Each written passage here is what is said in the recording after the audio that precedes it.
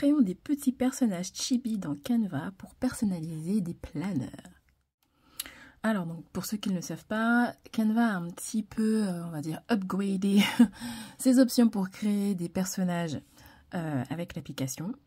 Donc, pour ça, on va utiliser ce qu'on appelle Dreamlab. Donc, pour accéder à Dreamlab, vous allez vous rendre sur votre page d'accueil de Canva. Et dans, du coup, la barre latérale tout à gauche, vous allez avoir en bas, à ce niveau-là, Dreamlab. Donc, en cliquant dessus, ça va vous ouvrir, du coup, l'espace de création des images de Canva. Ou sinon, quand vous êtes à l'accueil, vous pouvez aussi cliquer sur créer une image ici et ça va vous renvoyer vers Dreamlab. Ok, donc là, je vais vous montrer rapidement comment je crée des petits personnages. On va rester sur des petits chibis, donc dans ce style-là. C'est-à-dire des petits personnages avec la grosse tête et la tête qui est un peu disproportionnée par rapport au corps. J'aime bien les générer parce que je trouve qu'au niveau des résultats, ça va. Parce que Canva, c'est pas encore du niveau de Midjourney ou de d'autres, même on va dire de Dall-E avec ChatGPT. Mais voilà, une fois qu'on arrive à travailler un petit peu au corps l'application, on est capable de générer des petites images assez mignonnes. Donc l'idée ce serait que par exemple vous avez envie de créer un planeur, enfin personnaliser on va dire un template Canva qui existe déjà pour personnaliser votre calendrier ou un planeur. Donc on va taper rapidement planeur dans la barre de recherche. Moi je l'avais déjà cherché et vous allez rester dans les modèles Canva. Et donc vous avez pas mal de modèles. Donc bien sûr il y en a beaucoup plus pour les pros que pour les gratuits, mais il existe des planeurs gratuits comme celui-ci. Donc imaginons que celui-ci, comme il est gratuit, il vous plaît bien. Vous pouvez, on va l'ouvrir. Et donc on va cliquer sur personnaliser ce modèle. Donc par exemple pour commencer, moi je sais que je n'aime pas du tout cet arrière-plan. Donc ça je vais l'enlever. Je ne laisserai pas non plus comme ça planeur, mais bon, je le laisse pour l'instant juste histoire de vous montrer. Là, ça se voit pas très bien par rapport à mon téléphone, mais le fond est un peu rose clair. Donc, on va partir sur du blanc. Donc là, je viens de tout mettre en blanc. Voilà, maintenant, toutes les pages seront blanches. Et puis maintenant, le but, c'est de créer des petits chibis, on va dire, pour personnaliser le planeur. Donc, généralement, quand vous êtes dans Dreamlab, vous allez avoir du coup ce qu'on appelle l'espace pour écrire votre prompt. Donc, le prompt, c'est le descriptif que vous allez mettre pour votre image. Vous avez la possibilité d'ajouter une image de référence, mais ça, c'est pour les personnes qui ont Canva Pro. Ah oui, et surtout, quand vous avez un compte pro, vous avez la possibilité d'avoir, vous avez 500 crédits au total par mois. C'est dommage, les crédits ne s'accumulent pas. Dès que le mois est terminé, on revient à 500 crédits. Donc ça veut dire que là, si avant le 31 janvier, j'ai pas terminé les 397, ça va pas se cumuler avec les 500 autres. Ça va juste me remettre 500 crédits. Et les personnes qui par contre n'ont pas Canva Pro, vous avez que 20 crédits, je crois, ou 25. Ok, donc pour créer votre image, vous allez rentrer votre prompt. Donc là, je vais vous donner celui que j'ai mis pour créer cette petite série-là. Donc là, j'avais mis un texte qui dit un dessin numérique stylisé de type chibi. Donc j'ai précisé le style de personnage que je voulais avec un effet aérographe. Donc c'est le style, le rendu que je voulais, représentant une femme. Donc là, j'avais mis caucasienne brune, mais bon, elle n'est pas très caucasienne. Parce qu'en fait, la première version que j'avais fait, c'était pour avoir justement, on va dire, une femme noire avec des tresses. Donc j'essaye un peu de jouer de temps en temps sur la diversité et j'avoue que je fais beaucoup plus de personnages typés parce qu'en fait généralement on a plus de mal à les générer. Donc là en fait j'avais repris le même prompt mais je voulais juste changer, voir ce que ça donne quand je changeais l'origine du personnage. Ses cheveux j'ai changé aussi, donc là j'avais mis coiffée en de longues boucles attachées avec une queue de cheval haute et j'ai mis ce qu'elle portait. Bref, vous mettez le détail du prompt et une fois que c'est fait, vous allez cliquer sur créer. Donc là, on va prendre un nouveau prompt. Comme là, j'ai déjà fait celui-ci, je ne vais pas créer la même image, je vais créer une nouvelle. Ok, donc on va partir sur ce prompt-là. Donc un dessin numérique stylisé de cheap chibi avec un effet aérographe représentant une femme afro-américaine avec une peau lumineuse et de grands yeux expressifs. Ses cheveux sont coiffés en boucles volumineuses et lâchées, encadrant son visage. Elle porte une veste. Une fois que ça c'est fait, Vous pouvez ensuite choisir si vous voulez au niveau du style, parce qu'en fait on a plusieurs types de styles pour créer une image. Si vous voulez voilà, être que ce soit plus sombre, dans un style plus pop art, etc. Mais moi généralement je laisse sur intelligent. Et pour le format, pareil, vous pouvez soit choisir un format carré, format paysage, etc. Donc moi j'aime bien prendre un portrait en 3-4. Je trouve que ça fait, bref, je peux l'adapter du coup sur du A4 plus facilement, je trouve. Et si je dois l'adapter sur du format carré, ça passe aussi. Une fois que votre prompt est rentré, vous allez cliquer sur créer. Donc là, ça utilise un crédit à chaque création. Et donc là, Joomla va vous générer normalement 4 nouvelles images en fonction du prompt que vous avez mis. Et voilà nos 4 nouvelles petites chibis. Ils sont plutôt mimi. Alors généralement, on est bon. Là, celle-ci, elle est très bien. Celle-ci aussi. Donc, comme au niveau des IA, il faut savoir qu'on a toujours du mal à générer des petites mains, etc. Voilà. Là aussi, tout va bien. Et là, juste, on lui a mis 2 sacs au lieu de mettre un téléphone et un sac. Mais franchement, le petit personnage est assez mignon. Et de toute façon, ça, c'est assez facile à corriger dans Canva avec les autres outils du Studio Magique. Pour les personnes qui, par exemple, vous avez une image qui vous plaît bien, vous pouvez utiliser une des images comme style de référence. Ça veut dire que vous pouvez réutiliser le même prompt. Par exemple, vous dites que elle, que vous l'aimez bien, vous allez cliquer dessus. En cliquant sur les 3 petits points ici, vous avez guide de l'image et guide de l'image, et ici vous pouvez choisir comme la choisir comme style de référence. Et bientôt on aura la possibilité de d'utiliser la forme et la structure d'une image et de créer un prompt d'une image à une image. Ça va être trop bien, j'ai trop hâte que ça arrive d'ailleurs. Donc là, quand je clique sur style de référence, ça va l'ajouter à la fin de mon prompt. Donc ça veut dire que Canva va se baser sur ce style d'image là pour créer votre nouvelle image au regard de ce que vous avez mis ici. Donc ça veut dire que même si par exemple vous pouvez choisir une image qui a été générée, mais si vous avez une image de votre ordinateur, vous pouvez ajouter une image directement, cliquer sur style de référence, et vous pouvez importer un fichier depuis votre PC pour pouvoir lui demander de se baser sur ce style là pour créer votre personnage. Donc là on va cliquer sur créer. Et on va avoir du coup 4 nouvelles images. Et voilà donc les 4 qui nous a généré. Donc on a, attendez, je vais mettre ça en plus grand, ce sera plus simple, voilà. Donc là, en fait, le truc est encore plus accentué, c'est très bien, le style est bien. Le côté aérographe est encore plus présent. Et on a vraiment les 4 personnages qui sont vraiment basés sur le style qu'on a demandé, le style d'image qu'on a demandé. Donc voilà, pour faire court, pour créer des images. Donc si vous voulez plus de détails, normalement ça je l'ai mis, je suis rentrée un peu plus dans les détails dans ma formation pour créer des images.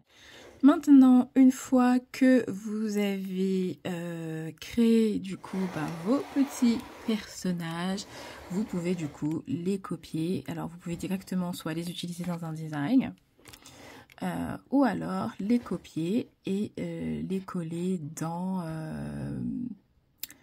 le design sur lequel vous êtes en train de...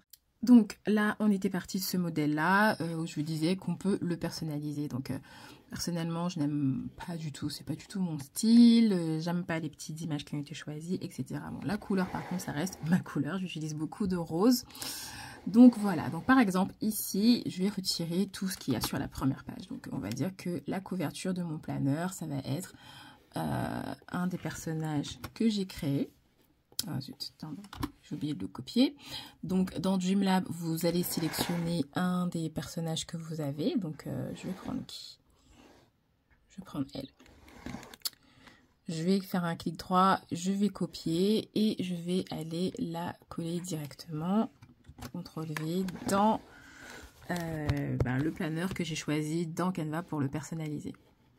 Ensuite, moi, ce que j'aime bien faire, c'est bien sûr, alors soit l'image comme ça vous pouvez l'agrandir complètement et l'ajuster. C'est pour ça que j'aime bien utiliser ce format-là, parce que je trouve que ça s'adapte bien sur du A4.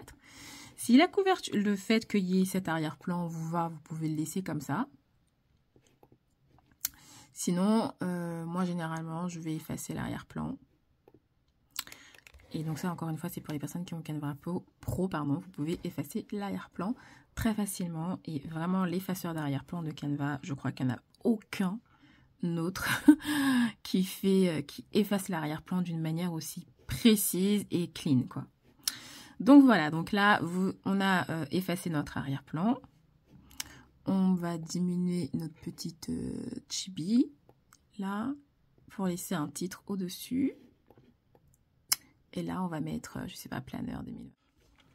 Ok, donc pour la couve, je vais mettre That Girl Planner 2025, donc 2025. Voilà. Donc là, vous mettez la police que vous voulez, vous ajoutez le titre que vous voulez. Ensuite, ce qui est cool, c'est qu'après, vous pouvez aller dans les éléments de Canva et ajouter d'autres éléments sur la page, en fait, pour la personnaliser au maximum.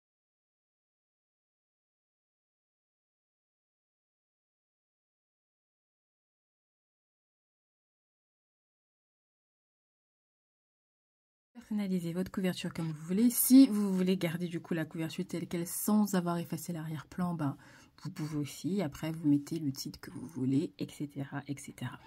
Donc là, le but après, ben, c'est de personnaliser chaque page comme on l'entend. Donc là, par exemple, j'aime bien le côté des petites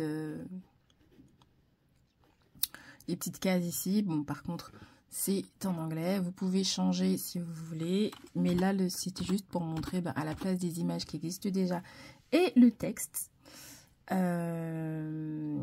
Vous pouvez du coup modifier. Là, on va changer. Par exemple, je vais remettre la police que j'ai utilisée. Et là, au lieu de mettre Yearly Planner, je vais mettre Planning de l'année. Planning annuel ou je sais pas, franchement.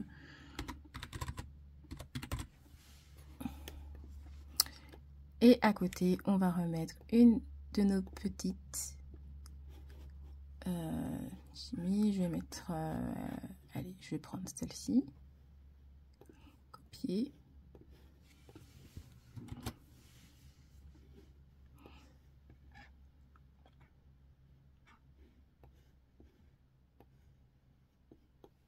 Et on va la placer là.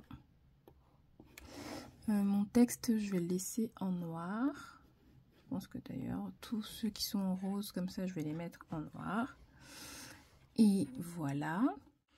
Donc le rose, finalement, j'ai pas gardé. On va, hop, je vais agrandir ça.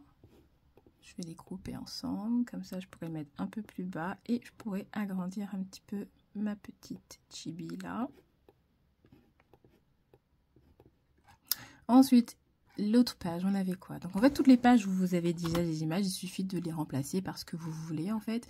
Et vous changez bien sûr les polices.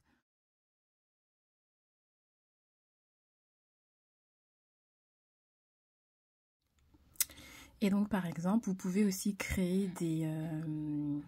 comment dire, comme des intercalaires entre chaque partie. Donc là, vous voyez, à chaque fois, quand on a planning annuel, monthly planner, etc. Donc reprendre la même qu'on a pris ici pour la page, mais par exemple, ajouter une page. Ensuite, mettre la petite chibi qu'on a créée, solo. Et du coup, créer, prendre le même site qu'on a pris, par exemple, pour le titre. Ici. Et au lieu de mettre... là, on va mettre...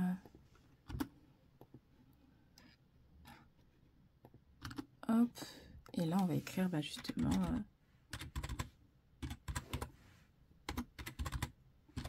annuel. Bon, après, vous ne vous fiez pas aux couleurs, hein, parce qu'en fait, là, je fais vraiment ça pour aller vite. Et faire comme tout à l'heure, ajouter les mêmes éléments que vous avez ajoutés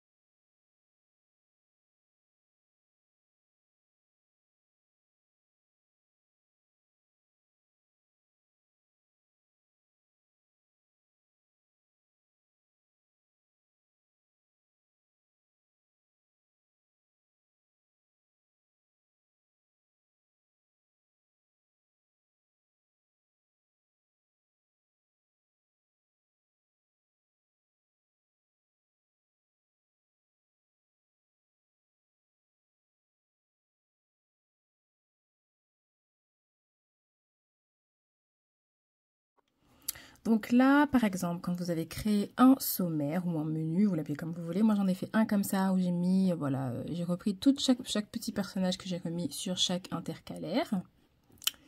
Comme ça va me renvoyer directement à la page. Et en fait, après, ben, du coup, par exemple, là, pour la page 4, qui est le planning annuel, il suffit de cliquer sur la base que j'ai créée. Ensuite, on clique sur les 3 petits points. Et ensuite, on clique sur lien. Ensuite, quand vous allez cliquer sur lien, vous allez sélectionner la page. Normalement, Canva vous montre les miniatures. Donc là, je sais que je veux que ça m'en renvoie directement sur... Après, ça dépend. Soit on fait en sorte que ça nous renvoie sur la page de couverture, ou soit vous renvoyez directement à la page. Bon, là, pour le coup, je vais mettre à la page.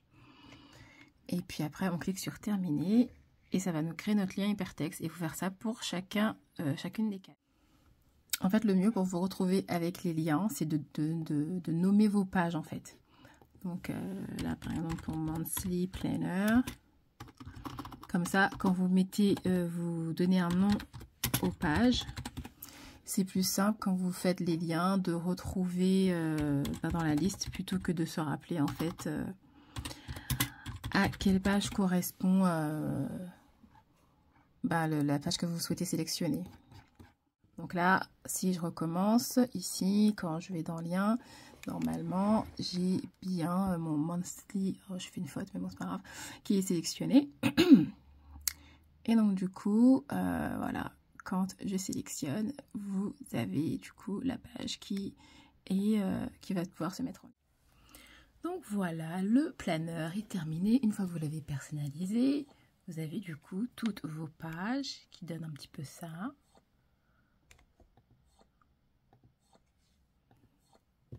Et du coup, vous n'êtes pas embêté à refaire toutes les pages parce qu'on est parti d'une base de Canva qu'on a personnalisée du coup avec nos propres images et nos propres éléments.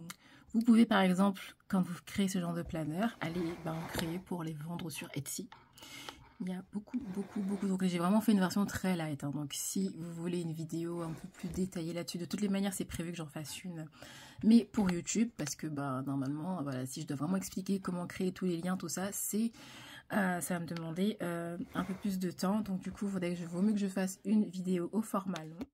Mais surtout, vous pouvez le télécharger ensuite en PDF et l'importer sur votre iPad ou votre tablette. Bon, je dis iPad parce que c'est plutôt Apple en fait qui a les meilleures applications, en tout cas pour les gestions de planning digitaux. Donc là, j'ai téléchargé le mien dans GoodNote. Donc du coup, ici, comme vous avez vu, on a notre menu. Et le menu que j'ai fait avec lien hypertexte, en gros, dès que je clique sur une case ici, ça va me renvoyer directement. Et ensuite, j'ai rajouté une petite maison pour faire le lien, l'icône accueil, pour retourner à l'accueil à chaque fois que j'en ai besoin. Donc là, si je veux aller à la partie book review, bon après, pour rentrer dans les pages, il faut glisser sur le côté. Mais bon, c'était vraiment juste histoire de vous montrer comment personnaliser un planner. Le but n'était pas spécialement de vous montrer effectivement comment créer voilà, un truc de A à Z. Mais en tout cas, vous voyez que avec les petites images que vous créez dans Canva et du coup vous téléchargez, vous utilisez un template de Canva même, vous avez la possibilité de personnaliser votre planner comme vous le souhaitez. Et comme je dis toujours, les possibilités sont infinies, notamment là avec les notes. Là, j'ai mis qu'une page, mais si vous avez GoodNote, vous pouvez dupliquer la page plusieurs fois. Et bien sûr, vous pouvez après écrire sur dans votre plan. Donc, je disais, vous pouvez écrire dedans. Vous pouvez ajouter d'autres stickers si vous en avez d'autres, par exemple, pour les personnaliser. Vous pouvez ajouter des photos aussi.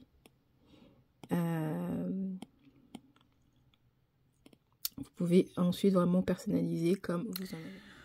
Donc voilà pour cette vidéo, j'espère qu'elle vous sera utile. Donc n'hésitez pas à me laisser un petit commentaire, à me dire ce que vous en pensez. Et bien sûr, n'hésitez pas à vous abonner si vous aimez ce genre de contenu et que vous voulez plus d'astuces de ce genre. Ciao!